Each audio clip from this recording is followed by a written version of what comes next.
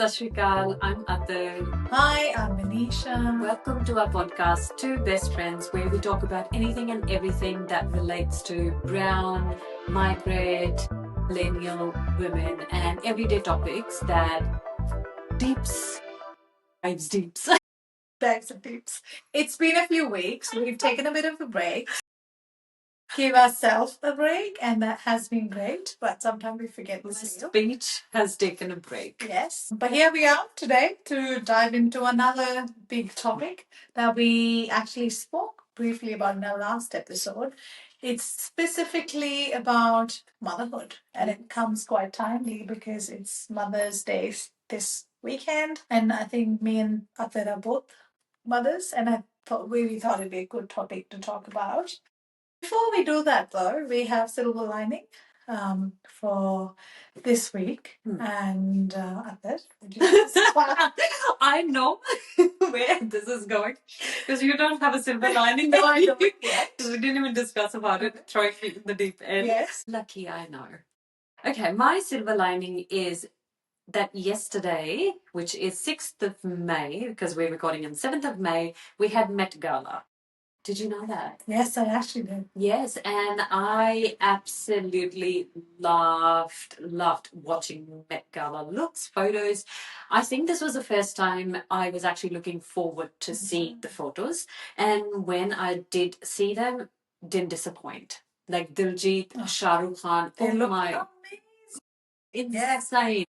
Representing India, in Punjab community, everything. It was just so stunning. It was both of them star for reason. Did you see though that there was a point in Met Gala where they did not recognize Shah Rukh Khan? Yeah, no. And it was so embarrassing. I was thinking for them. Yes. When they find out. Yeah. But even for him, like he was just standing there like a little boy, just Sabitaji's kind of introduce and fight, like almost represent him. But it was so like it's humbling. Yes, humbling. I feel like it's a humbling experience as well. But it was very interesting to see because they're like, okay, sure. Do you know there was an outburst like some time ago, like many years ago, someone said, "Who's Sachin?" Yeah. And oh my god, the outcry was intense. That how can you not know who Sachin is? But it's okay not to know. It's okay. I feel like as South Asians, we are very passionate about our cricketers or Bollywood stars. So it's almost like, what? Yeah. How dare you not know that person? Because you know how big it is, right? Yeah. But cool, that is a silver lining. I just loved it. Everything, the aesthetics, the colors, they was looked so stunning. Yeah. I just loved it. And those two were the ones that I was actually looking forward to seeing. The big reveal. I was thinking about it, like what could they do? And it was just stunning. Yeah, it was eye-pleasing. I agree with it, and I loved how they presented it. Yeah. Yeah, and I think for me, silver lining for this week, I've got to say, it is a hard one to really remember. I'm not saying I don't have good moments. You don't. I do. But I don't know. Okay. No, you do have moments, you just can't. I can't remember it, but I did. I don't know if it's a silver lining, but it's something I don't do, and which is very interesting. So I'm not a big shopper. Yeah. Right? I don't do shopping. Athar is generally the person I go shopping with, or my partner. Like these are the two people I'm not. Anyways, a few weeks ago, actually last week, I went shopping, and I went a bit.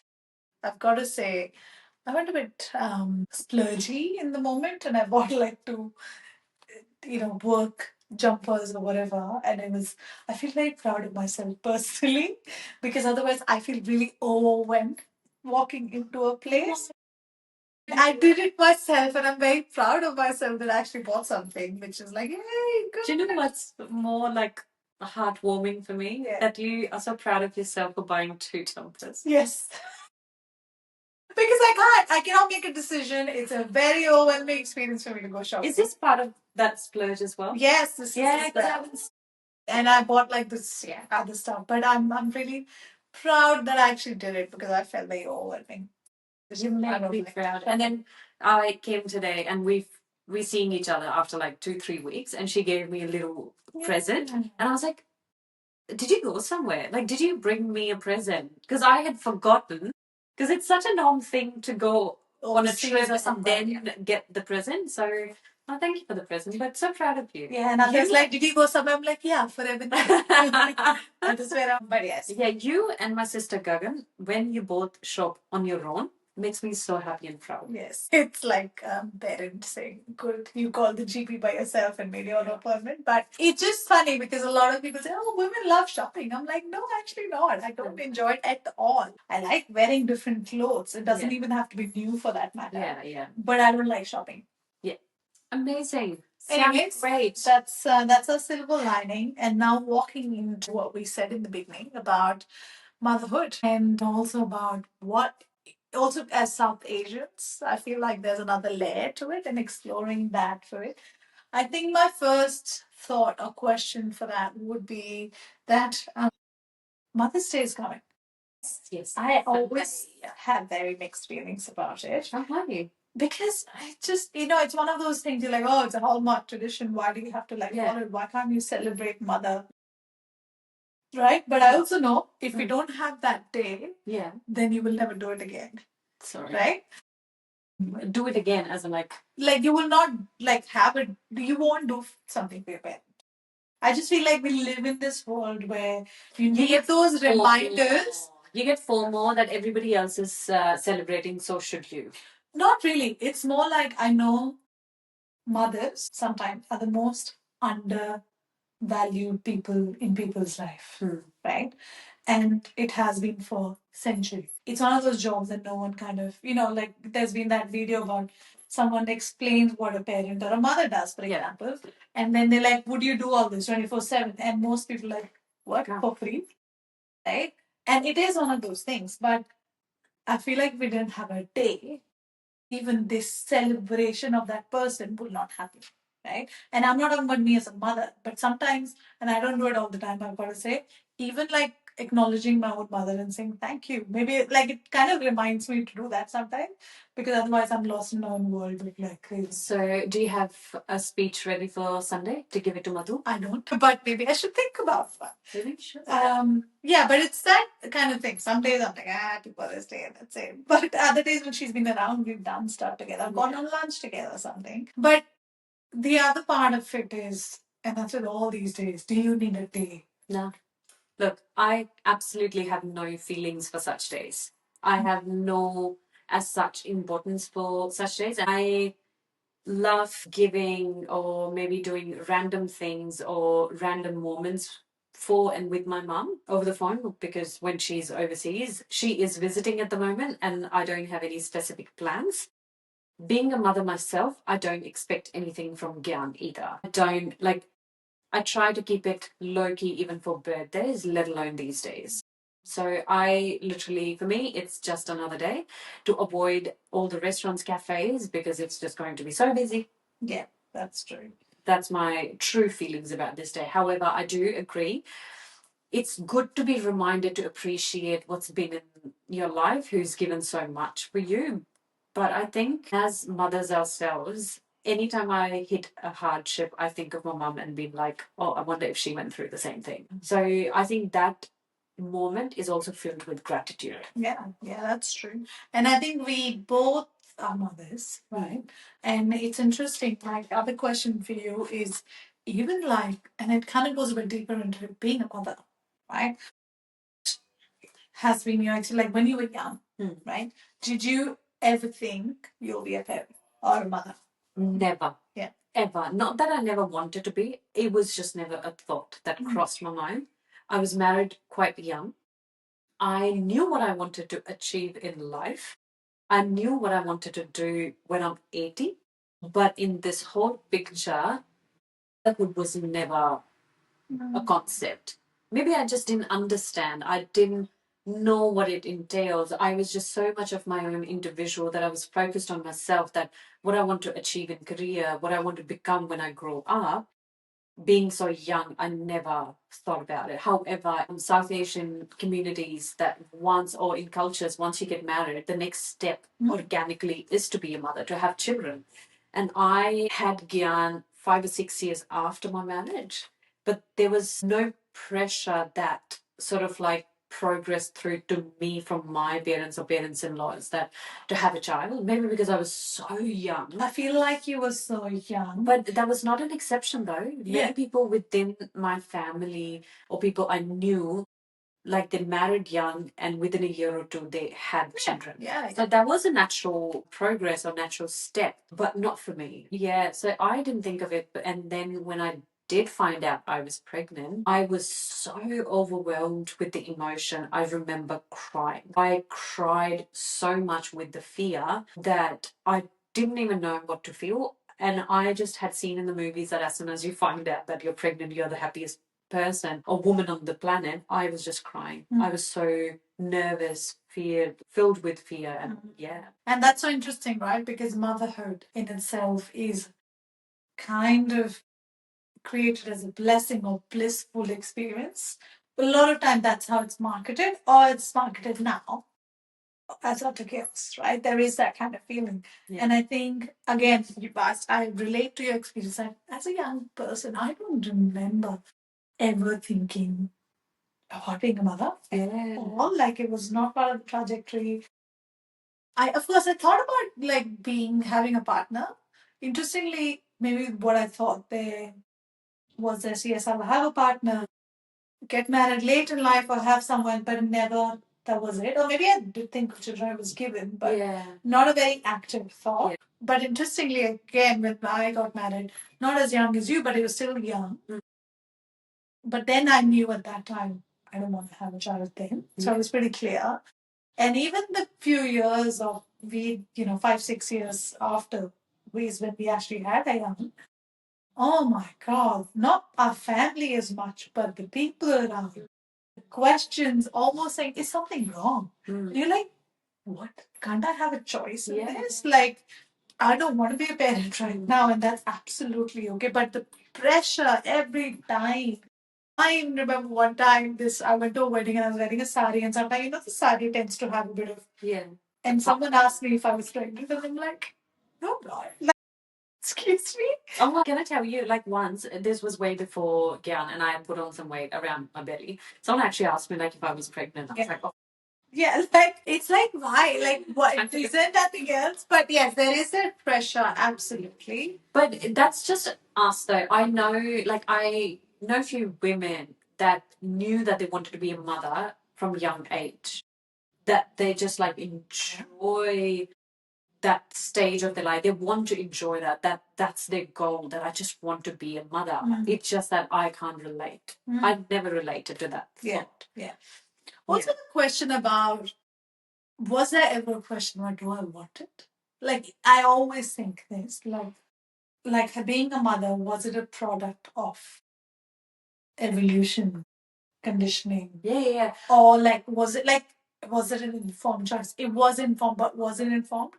I always question that within myself because I feel like there's almost this push mid-20s to 30s where people go through this thing. I have seen people go through phases where they say, no, we don't have kids and we don't want kids, right, in their 30s. And then they end up having kids and that's fine. Absolutely. There's almost like this evolution that's added with you, plus the conditioning. There's so much to it. Talking about my personal experience, I think I was so conditioned that it was just a natural thing. But if I hadn't had a child at the age I did, and if I had like maybe 5 or 6 years later than that, I think I would have questioned for a second that is this something that I want? Percent, but at that time I didn't. I don't think I had the capacity to even do that. But now sometimes people talk about it, and I'm so like all for it. Like think about it, because you're bringing a life on this planet. Can you provide?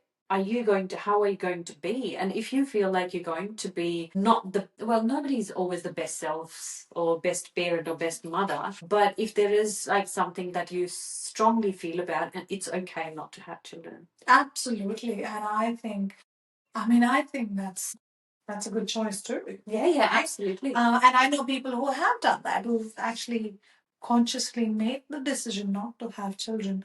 And I think it takes a lot of strength to be able to say that and be aware enough, right? Because not it's not everyone's path, and it's like my actually thinking about it, my own mother, because my parents got married really late, and I think about her telling me when she got married to my dad, she actually said, I don't want to have kids, right? Because she's 37 at that age now.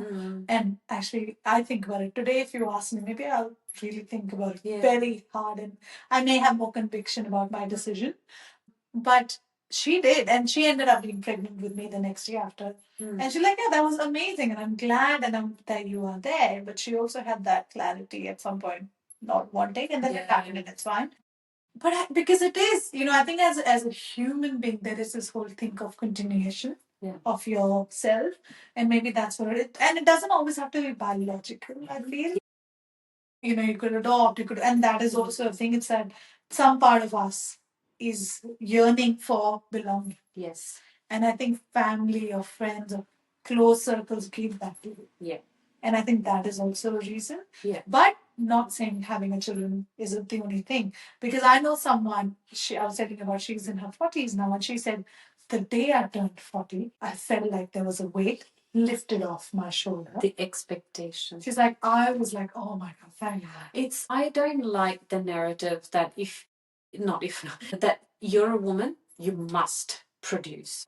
The reproduction is the byproduct of being a woman. I don't think that's the right expectation, or even you should be feeling that way. I completely relate for someone like, oh yeah, this choice is no longer valid for me now. I can actually live my life without having to answer anyone. Have you heard the narrative where I have heard people say, well, you're screwing up this world now?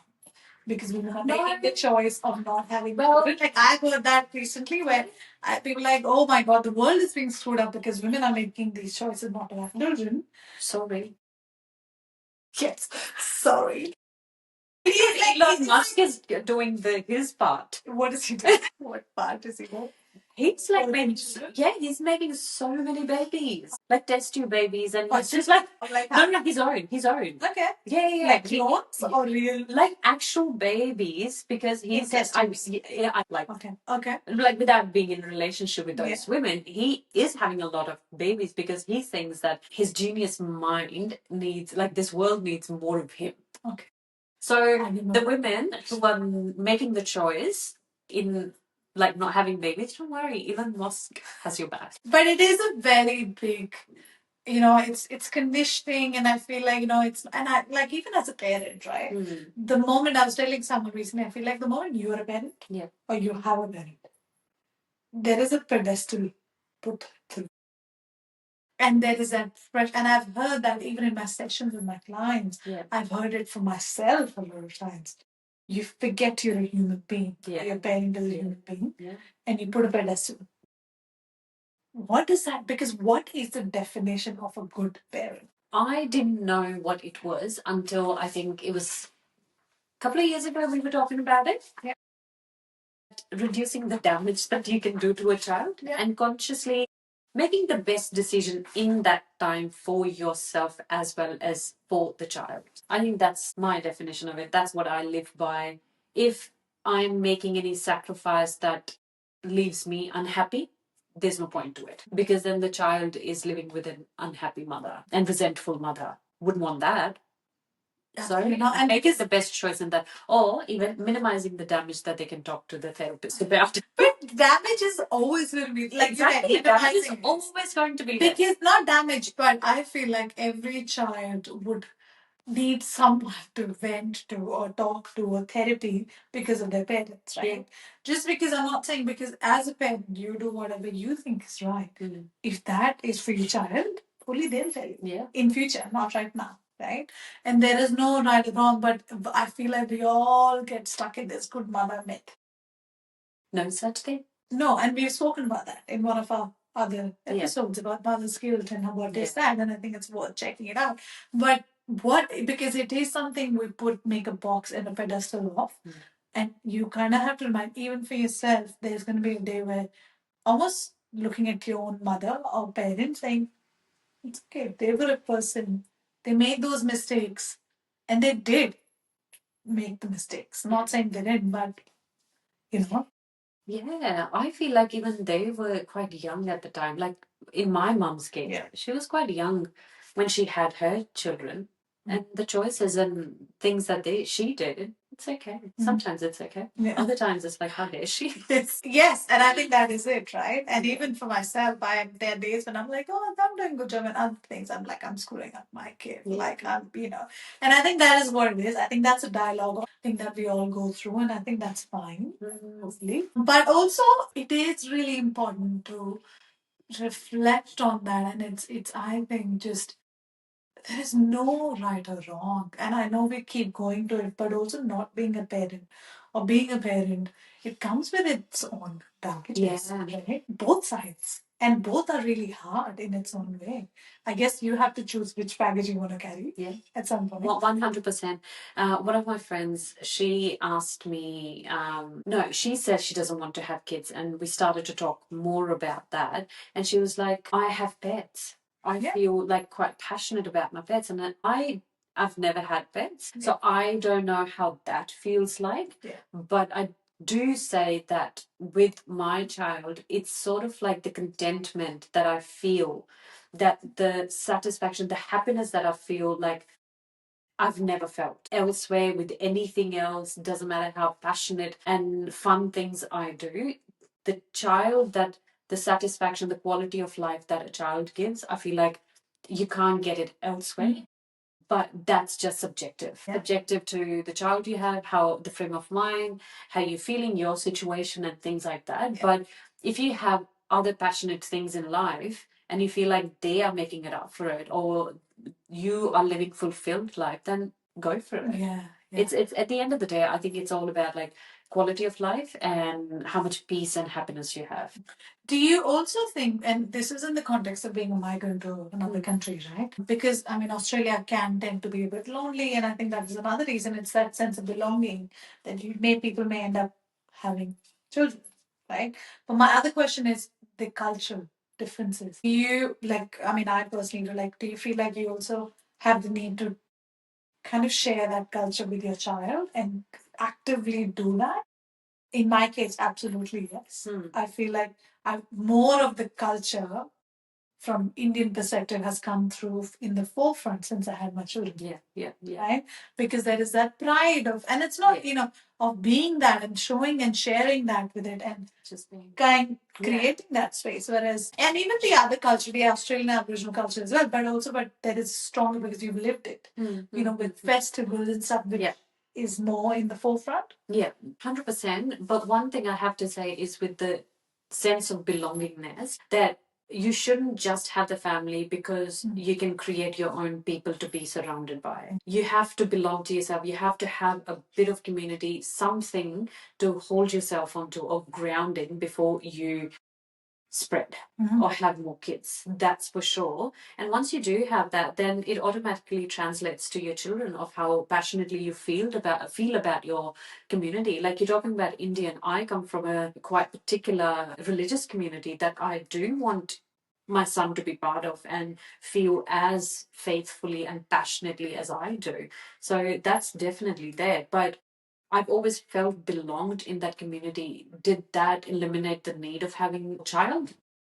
No, not really. Still, something that's much more deeper. I feel like at home with children is how you feel. And I think that's what you're saying, that you almost have to find what, where you're at, what kind of relationship, and there's so many aspects to it, right? Yeah. And some people are more clear about having children or not wanting children, but others are not. And I think even like from my own journey as well, I feel like you just have to, there are days when I'm like, man, I could have chosen not to have children and just travel the world. Like, and not travel with 4 tickets in except for one and covered more base.